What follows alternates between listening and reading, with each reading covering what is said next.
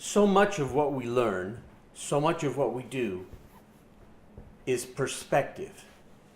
It's worthy, it's good, it's valuable from our point of view.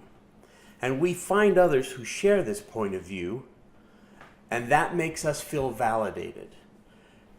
And this goes for everything, your religious views, your education, your hobbies, the things you like. You know that you can spend hours debating music and movies. You love this movie, but your coworker hates it.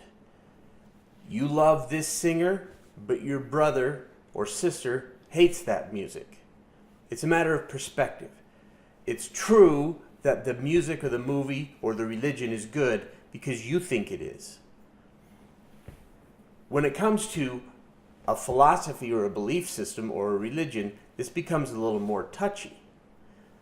But you still have to accept that it's a matter of perspective, even when you're studying Zen or Buddhism or Taoism, because if you don't, then what you're saying is that you want to accept a truth because you were taught it. You want someone else to tell you what is true.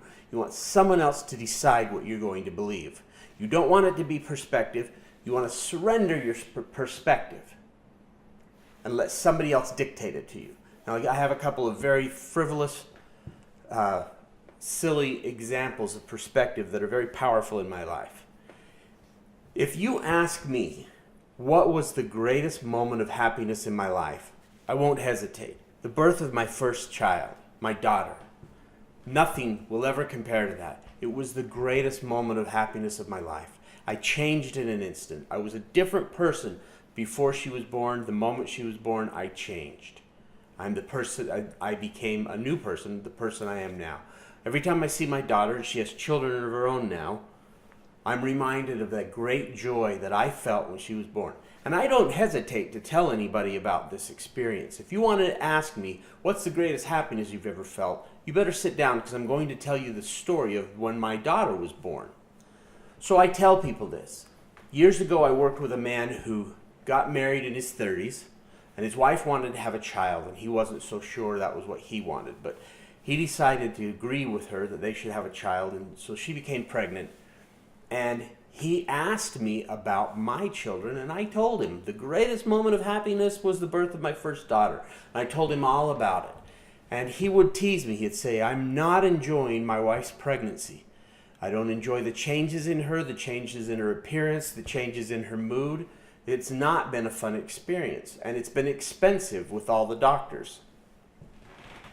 Then the moment came when his child was born, and the next time I saw him, he was confrontational. He was angry, he was mocking. He said, you are crazy or you're a liar to tell me that the greatest moment of happiness is the birth of your child. He said, it wasn't. He said it was horrible. It was dirty, it was frightening, it was upsetting. It was expensive. The hospital bill was great. The child won't let him sleep. The child's delicate and unattractive, and he didn't feel a bond with the child yet. He said, how can you tell me that the birth of a child will bring such great happiness, and it wasn't true? It's not true. It's not a happy thing to have a child be born. You were lying. And I sheepishly told him, I will never go back on this. I will never deny that my greatest moment of happiness was the birth of my first child, my daughter. Yes, very simply put, perspective. I'm not even going to try to tell you that I'm superior to this man or that I'm right and he's wrong. I just have a very different perspective of the experience of the birth of a first child.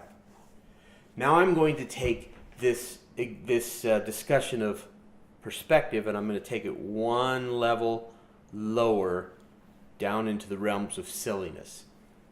An experience I had in the 1980s taught me a lesson on perspective that I think about very frequently, and I want to share it with you even though it's silly. In the 1980s, I tried my hand at stand-up comedy. I thought I was a pretty funny guy.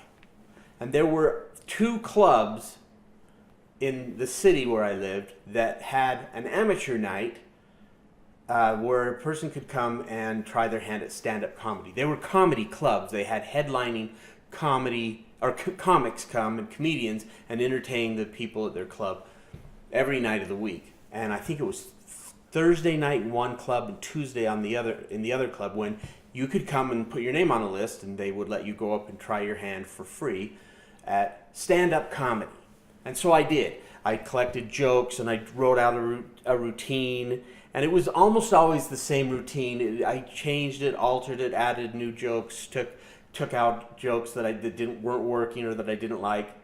And a lot of times it went very badly. My comedy went very badly. I would be announced, they'd say, okay, here's D, he's an amateur. That would be my introduction, and people would ignore me. I'd walk on stage and no one was looking at me. They would go about eating their meals or ordering drinks, or they'd get up to use the bathroom, or they'd carry on conversations at their tables. And I would launch into my routine, and sometimes there would be no laughs at all. Just people would ignore me. So there was a few times when I was heckled fairly cruelly, and other nights there were a number of nights where I'd get a reasonable amount of laughter, mild laughter. There were a few nights when I got wonderful laughter. The people loved it, and I got big laughs and lots of audience participation. And the difference between the nights when I would fail and when I would succeed confused me. I didn't understand why it was this way. I didn't understand why I was failing some nights and succeeding other nights, and it was very frustrating. So I was in the Thursday club, and the master of ceremonies was a man named John, and he was a very successful and popular local comedian. And I was kind of sitting there with my notepad, taking notes on what I wanted to say in my routine that night, and I was going to get 15 minutes. And John noticed that I was perplexed, and he said, "What's the matter?" And I told him this dilemma. Why do they ignore me some nights, and why do they laugh so hard other nights? And he said this to me. He said, "People don't know what's funny. They're not laughing in our club because the comedian on the stage is funny. They're laughing out of peer pressure. They're laughing because everybody else is laughing." And I thought that was really harsh. And so I kind of said, "No, I don't know about that." And he said, "No, it's the truth.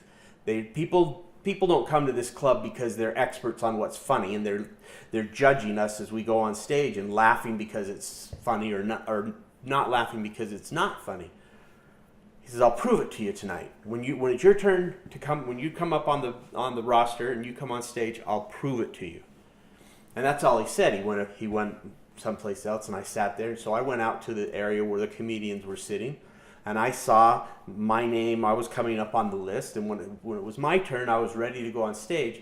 John walked to the microphone very solemnly with his head bowed, and very seriously he said into the microphone, "We have a very thrilling opportunity tonight. I have a dear friend from Chicago who is on his way to Southern California to be on The Tonight Show. He's been working for 10 years to become a successful comic, and his star is rising. He's experiencing incredible success, and he's about to break onto the national scene. You're going to see him on television all the time. You're going to see this young man's career explode like a firework. It's going to be an amazing thing." And when I found out he was going to be traveling through town, he contacted me to say hello, and I begged him to stop by tonight and give us 15 minutes of his show. And he generously agreed. And I'm so proud and thrilled to introduce my friend tonight, taking the stage here. And you are so lucky to be entertained by this man. Ladies and gentlemen, please join me in welcoming to the stage D. And he gestured to me, and I walked on stage, and the crowd leapt to its feet in a standing ovation. I mean, the room just exploded in applause. And I walked over, and John gathered me up in a big bear hug and said, "Thank you, man, thank you." And I took the microphone, and every eye in the room was glued to mine. Their mouths were open in anticipation. And I started to talk. I wasn't even saying anything funny, and they laughed at every word out of my mouth. everything I said, and I wasn't saying anything new or different than I had ever done. It was the same routine I was doing. And they roared with laughter. I had to pause and let them laugh. There were people that were holding their sides and pounding the table and gasping for air. They were laughing so hard. They were laughing at my segues between jokes. They just were hanging on everything I said. And I finished my 15 minutes. I even commented, by the way. During the routine, you people are laughing at everything I'm saying. You're laughing at the things I'm saying that aren't jokes. And they laughed harder at that. And I got done, and I finished my routine, and John came on the stage laughing, and again, the crowd was on its feet.